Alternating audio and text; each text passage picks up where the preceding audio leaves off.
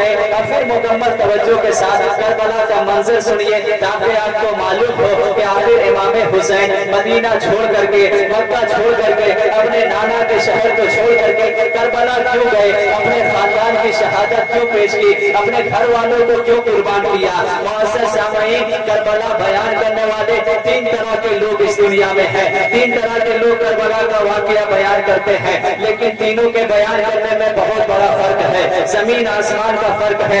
एक जमात है जिसे नासबियत कहते हैं, जिसे खारजियत कहते हैं, वो करबला जब भी बयान करेगी वो इस तरह बयान करेगी जैसे मालूम होता है कि गोया माशाअल्लाह इमाम हुसैन ने करबला जाके गलती की थी, गोया इमाम हुसैन दौलत के लिए करबला गए थे, माशाअल्लाह शोहरत के लिए करबला गए थे, हुकूमत के लिए करबला गए थे। ये नासबियत की जमात है, ये खारजियत की जमात है जो करबला इस तरह बयान करती है जो इमाम हुसैन को बागी साबित करे। और एक राफसियत की जमात है जो करबला को इस तरह बयान करती है, इस तरह सीना पीट के बयान करती है, इस तरह रो धो के बयान करती है जैसे लगता है कि गोया इमाम हुसैन मजबूरी में करबला चले गए थे, वहां जाकर के फंस गए थे, भागना चाह रहे थे, नहीं भाग पाए थे, गलती से वहां चले गए थे। ऐसा वो पीट करके सीना बयान करते हैं जिससे ऐसा मालूम होता है कि गोया इमाम हुसैन मजबूर थे। और तीसरी जमात हम सुन्नियों की जमात है, अहले सुन्नत की जमात है जो कहती है सुनो ए खारजियों,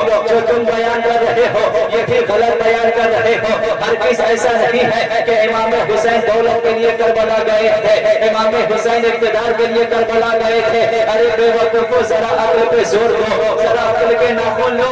वो दौलत के लिए करबला कौन जाएगा? वो दौलत के लिए करबला जाएगा जिसके बारे में उनके नाना ने कहा अरे हुसैन तुम जन्नती जवानों के सरदार हो। अरे जिसको जन्नत की सरदारी मिल गई हो, जिसको जन्नत का मालिक बना दिया गया हो, जिसको जन्नत का खजाना दे दिया गया हो, वो दौलत के लिए लड़ने के लिए जाएगा? हर किस ऐसा नहीं है। सुनो ए राफसियों, हर किस ऐसा नहीं है कि मेरे इमाम गलती से चले गए थे, मजबूरी से चले गए थे, वहां जाकर के फंस गए थे। हर किस ऐसा नहीं है। सुनो, हम जब वाक़या करबला बयान करते हैं तो सीना पीट के नहीं करते हैं, सीना ठोक के करते हैं। हम आह हुसैन करके बयान नहीं करते, हम वाह हुसैन करके बयान करते हैं, क्योंकि हम ये मानते हैं कि इमाम हुसैन गलती से नहीं गए थे, मजबूरी में नहीं गए थे, बल्कि इमाम हुसैन सब कुछ जानते हुए गए थे, सब कुछ मालूम होते हुए गए थे, सब कुछ उन्हें खबर थी कि उन्हें शहीद किया जाएगा, फिर भी वो गए थे। उन्हें मालूम था वापस नहीं आना है, फिर भी वो गए थे। उन्हें मालूम है कि वहां जाकर के गर्दन कटानी है, फिर भी वो गए थे। क्यों गए थे? क्योंकि उनके नाना ने पहले कह दिया था भाई हुसैन करबला जाना है, शहादत पेश करनी है, पूरे खानदान को कुर्बान करना है, खानदान को कुर्बान करके इस्लाम की अज़मत को बचाना है, काबे के तक़द्दुस को बचाना है, कुरान की आयत को बचाना है। इमाम हुसैन को मालूम था, इसीलिए इमाम हुसैन करबला गए थे। दुनिया का कानून है, बंदा एग्जाम पहले देता है, रिजल्ट बाद में निकलता है, बाद में उसे इनाम मिलता है। आपका बच्चा स्कूल में एग्जाम देता है, उसका रिजल्ट आता है, फिर उसे इनाम मिलता है। जब तक रिजल्ट नहीं आया है उसे इनाम नहीं दिया जाता है। लेकिन इमाम हुसैन को देखिए, इमाम हुसैन को इम्तिहान बाद में देना था, करबला बाद में जाना था, कुर्बानी बाद में पेश करनी थी। नाना ने पहले ही रिजल्ट दे दिया था कि हुसैन तुम वहां जाके शहीद हो गए, और अल्लाह ने पहले इनाम दे दिया था हुसैन एग्जाम बाद में देना है, लेकिन इनाम पहले ले जा।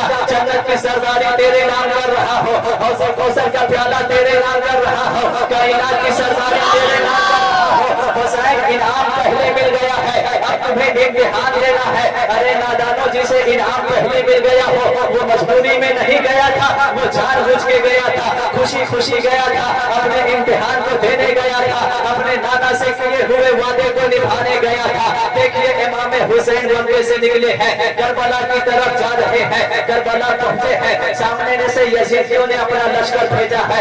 हजरत हुर को, जो उस वक्त यजीदी लश्कर में थे, अभी हुसैनी लश्कर में नहीं आए थे, वो हजरत इमाम हुसैन के पास आते हैं, अर्ज करते हैं ऐ मौला हुसैन, मैं यजीदी कमांडर हूँ, लेकिन मैं आपका खैर ख्वाह हूँ, मैं आपसे मोहब्बत करता हूँ, आपको मशवरा देता हूँ, यहाँ से आप वापस चले जाएं। मैं यजीद को समझा दूंगा, उन्हें कह दूंगा कि आप इधर नहीं आए थे, इधर का मामला मैं संभाल लूंगा, आप यहाँ से वापस चले जाएं। इमाम हुसैन ने कहा मैं वापस चला जाऊंगा, लेकिन पहले बताओ ये जमीन कौन सी है? ये जगह कौन सी है, इसे क्या कहते हैं? हजरत हुर ने कहा हुसैन इसका नाम करबला है, इस जमीन को करबला कहते हैं। जैसे ही करबला का नाम सुना एक मुस्कान इमाम हुसैन के होठों पे आई, मुस्कुराते हैं और फरमाते हैं सच फरमाया था मेरे नाना ने, हुसैन तुम्हें करबला जाना है, करबला की जमीन पे तुम्हें खेमा लगाना है। अब हजरत हुर से इमाम हुसैन कहते हैं हुर मैं यहाँ वापस जाने के लिए नहीं आया हूँ, खेमा यही लगाया जाए, मेरा काफिला यही रोका जाए। इमाम हुसैन ने काफिला रोका है, अपने लोगों को बुलाया है, रात का सन्नाटा है, रात का अंधेरा है। इमाम हुसैन अपने लोगों को बुलाते हैं, कहते हैं चराग बुझा दिया जाए, कोई किसी को नजर नहीं आना चाहिए, बिल्कुल अंधेरा कर दिया जाए। अंधेरा कर देने के बाद इमाम हुसैन फरमाते हैं ऐ मेरे जानिसारो, ना तुम मुझे देख रहे हो ना मैं तुम्हें देख रहा हूँ, मेरी निगाह से तुम छुपे हो, तुम्हारी निगाह से मैं छुपा हूँ। मैं तुम्हें इख्तियार देता हूँ, तुमने जानिसारी का हक अदा कर दिया है, तुमने मोहब्बत का हक अदा कर दिया है। मक्का छोड़ा तुमने मेरी मोहब्बत के लिए, मदीना छोड़ा तुमने मेरी मोहब्बत के लिए, मेरी मोहब्बत में तुम घर बार छोड़ करके आए हो। देखो मैं करबला पहुंच गया हूँ, वहाँ पहुंच गया हूँ जिसकी बशारत पहले से मिल चुकी थी। अब मैं तुम्हें इख्तियार देता हूँ, जो जाना चाहते हैं चले जाए, जो घर लौटना चाहते हैं चले जाए। तुमसे मैं कोई सवाल नहीं करूंगा, तुमसे कोई सवाल जवाब नहीं करूंगा, इसीलिए चराग बुझा दिया है कि जो जाना चाहे उसका चेहरा नजर ना आए।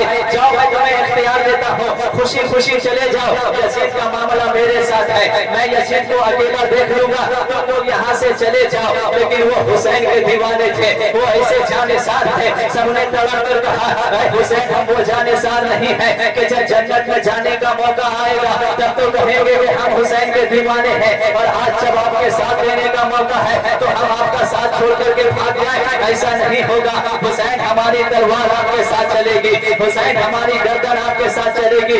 यजीद आप तक तब तक नहीं पहुंच सकते जब तक हम में से एक एक की गर्दन नहीं कट जाएगी। वो ऐसे जानेसार थे कि सबने जाने से इनकार कर दिया। चलिए इमाम हुसैन से सवाल करते हैं, इमाम हुसैन आप दूसरों को मशवरा दे रहे थे कि वापस चले जाओ, आप खुद वापस क्यों नहीं जा रहे थे? आप चाहते तो खुद वापस चले जाते, आप दूसरे को कह रहे थे चले जाओ, खुद क्यों नहीं जा रहे थे? तो इमाम हुसैन आज भी जवाब देंगे उन लोगों दोनों को देख लो, दोनों का मर्तबा अलग है, दोनों का स्टेटस अलग है, दोनों का मकाम अलग है। बताओ तो इनमें से कौन ऐसा है जिसका नाना नबियों का सरदार हो? बताओ तो इनमें से कौन ऐसा है जिसकी माँ जन्नती जवान जन्नती औरतों की सरदार हो? बताओ तो इनमें से कौन ऐसा है जिसका बाबा वलियों का सरदार हो?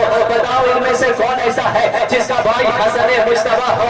ये आम लोग हैं, मैं नबी का नवासा हो, ये चले जाएंगे कोई बात नहीं है, लेकिन अगर मैं चला जाऊंगा तो कयामत तक दुनिया क्या कहेगी कि नबी का नवासा जुल्म के डर से भाग गया था, नबी का नवासा जालिम के सामने से भाग गया था। सुनो मैं यहाँ से भागने के लिए नहीं आया हो, मैं यहाँ मुकाबला करने के लिए आया हो। चलिए इमाम हुसैन से फिर सवाल करते हैं, इमाम हुसैन अच्छा ठीक है आप मुकाबला करने गए थे तो आपने मारा क्यों नहीं? आप अगर मारने पे आते तो ये 22,000 क्या है, 22 करोड़ भी आते, कौन था जो आपके सामने टिक जाता?